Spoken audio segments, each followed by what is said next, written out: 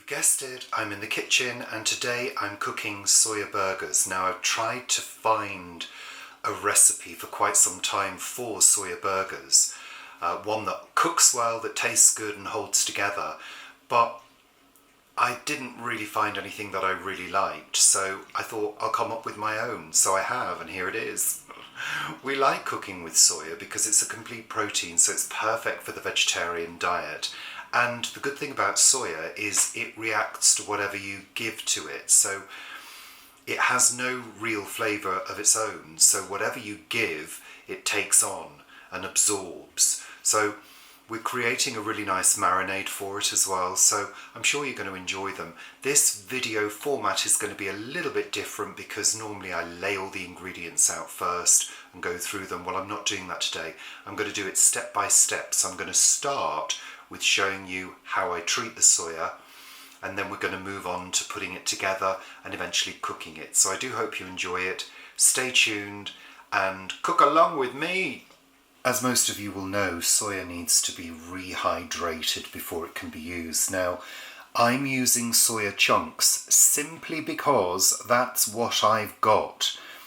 My cookery is all about using what you've got in the house rather than going out and buying loads of ingredients that you can't afford. So we always have this in stock. Paul bought the soya chunks because I think they were quite good value. So I've got about 60 grams of dried soya. I'm going to cover it in hot water from the kettle. I want them all to float.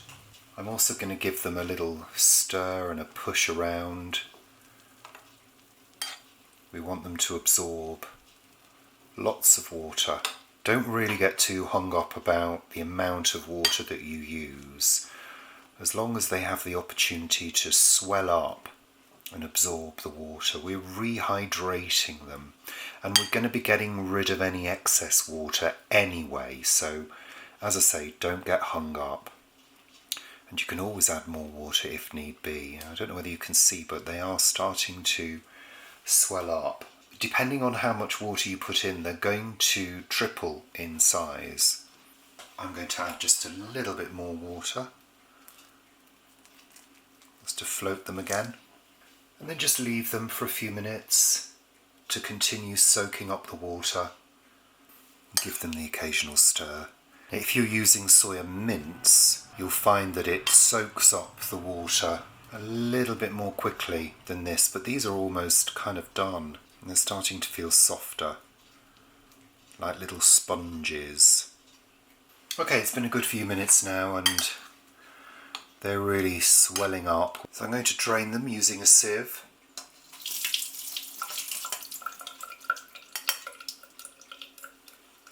And then I'm going to pop that sieve back into the bowl.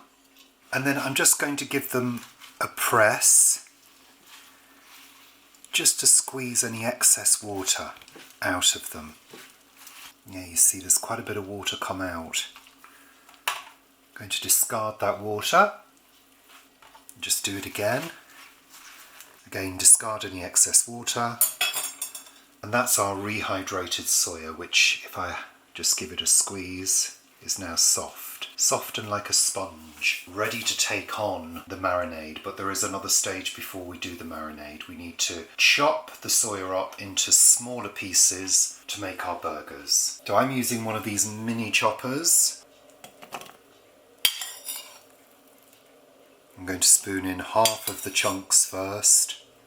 I've got another bowl over here, ready for the minced version. So I popped half of them in there. Now this lot I'm going to do quite finely. That looks pretty good. Pop it into this bowl. And we're going to do the remainder just a little bit chunkier.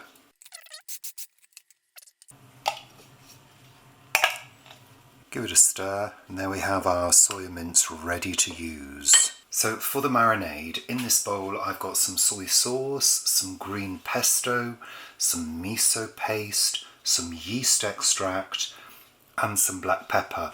And I'm adding to that some garlic powder some bouillon powder, some onion powder and some herbs. And I'm going to add a touch of warm water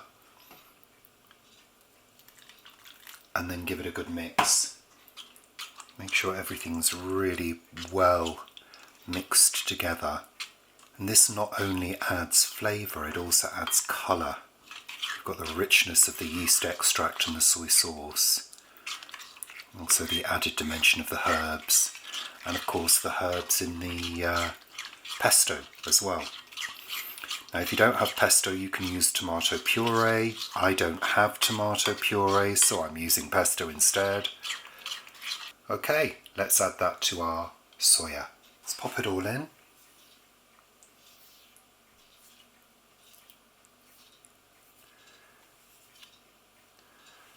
I'm going to give it a good stir because the soya, as we said earlier, is now like a little sponge. And it will soak up all of those flavours. And of course as you stir this into the warm soya, you start to get the aroma. Just giving it a little press down. Perfect, that can be set to one side. Now we need to make the binding agents for the burgers, and we're starting off with chia seeds. This is going to create an egg-like texture when we add some water. Now I'm adding just a little bit of warm water from the kettle just to cover them. And again, we're going to set those to one side. We've got some gram flour and some corn flour and some porridge oats which have been whizzed up in the chopper. Now if you want to add a finely chopped red onion, you can do. I'm not adding that this time. It's now time to put everything together. Okay, let's pop the soya mince in. The flour, the oats, and then finally the chia egg. I don't know if you can see, but that's turned into a sort of gelatinous mass. Doesn't look very appetizing, but it's full of nutrients and it's good at binding things together. Pop that in and let's give everything a very good stir. If you don't want to use chia seeds or you don't like the look of them, you can use an egg. But seriously, you won't know they're there. And they do add nutrients, which is always a good thing. Now it's time to make the burgers. Now to make them, I've got a cookie cutter, which is 3 1/16 of an inch, or 78 millimeters. And I'm using a large plate. I'm going to drop a little bit of oil onto the plate.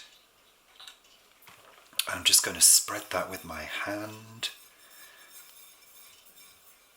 My hands are clean, naturally. This is just to stop any sticking. And I'm also going to just give that a little bit of oil, just with the residual oil from my fingers. I'm going to use it to shape the burgers. So I've got a dessert spoon.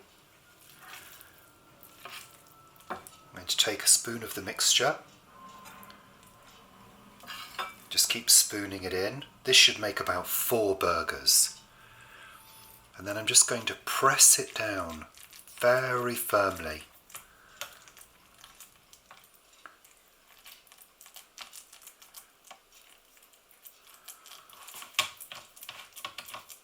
So I filled it up just about halfway. Et voila, there's your first burger.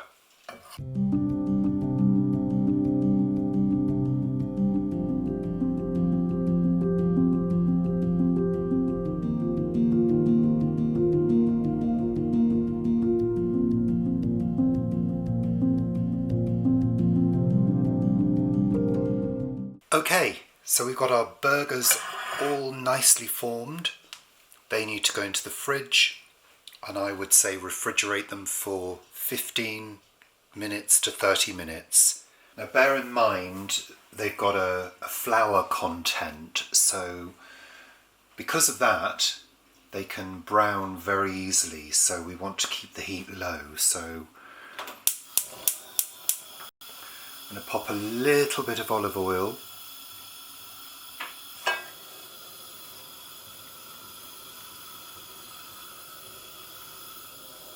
Then I'm going to turn the heat down low.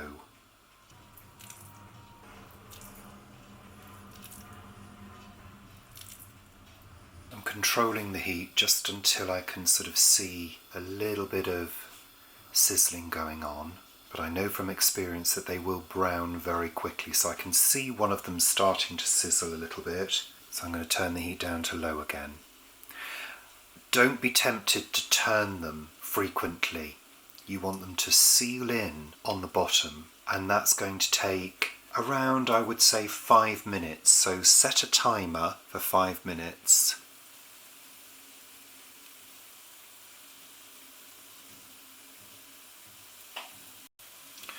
I think the other thing to note as well is they will become firmer as they cook, but you will need to be careful when you turn them. I've got one of these little silicone spatulas here, which is useful for just gently moving them around, but I don't like using these in direct contact with heat and oil. I've also got this broken spatula, which I find really useful. This one was quite an expensive one, and I still use it for flipping things when I'm frying. And I've also got a wooden spatula as well, so sometimes you need a few tools to help you flip things over. So it's now been about 5 minutes. I'm going to attempt to flip one over without it falling apart. I can see there's a little bit of movement in that one, so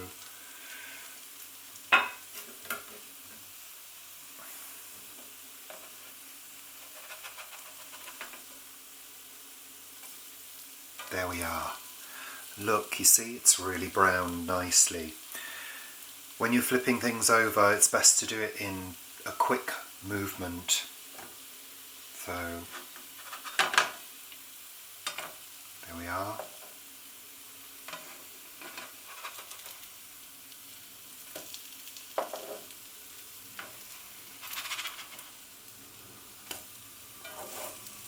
There we go. I hope my arm wasn't in the way. I do apologise if it was, but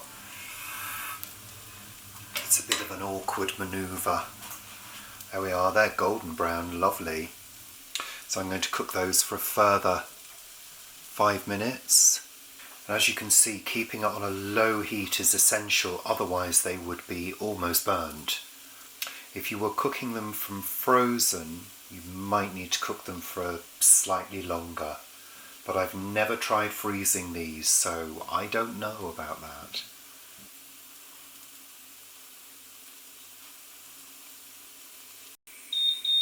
So that's the timer. They've had 5 minutes per side. So what I'm going to do is just flip them, just have a little look, see how they feel.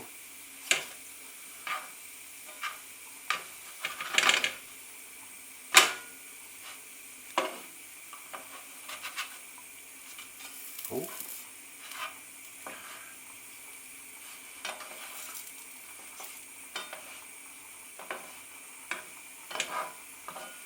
Yeah, I think they look good.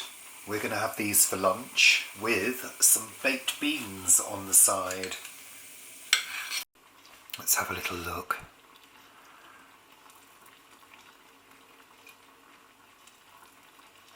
Well, they're certainly cooked because they're steaming hot.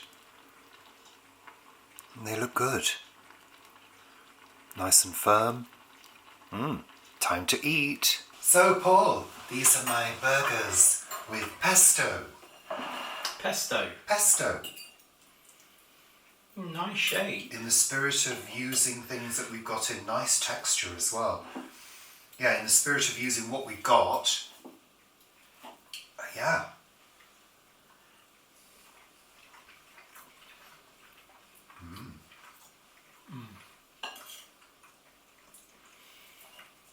Very good. Nice texture. Bit salty. Got a little bit of a chew in them, which I like.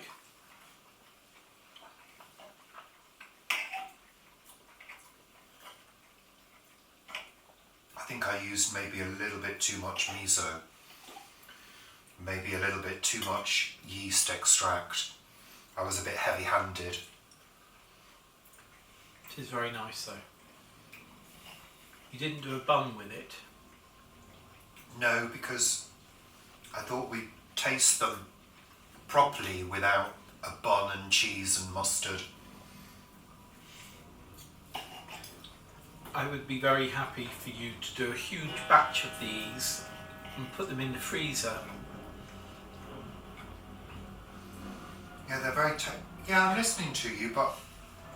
yeah, they're very nice.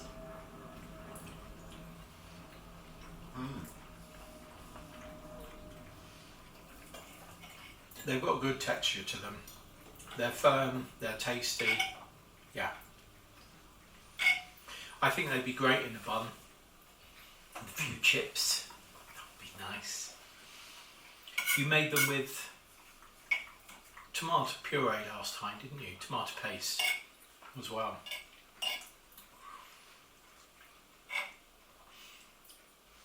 Was Yeah. it green pesto? Yeah. Yeah.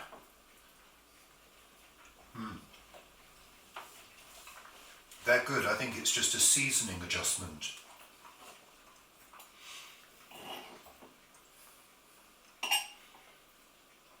But in terms of how they feel in the mouth, it's quite pleasant. And how they smelled as well. They've got a good taste, good texture. Relatively soft, but not as soft as the tofu burgers. No, those are a bit softer.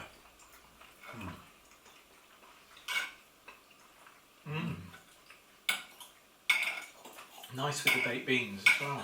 Well, this is just a quick lunch. They'd be equally great with like fries, salad, in a pita bread maybe. They'd be quite nice in a pita. Yeah. Thanks for watching. Your homemade pita. That's My a good recipe. homemade pita, Yeah. which you can check out. Really easy to make.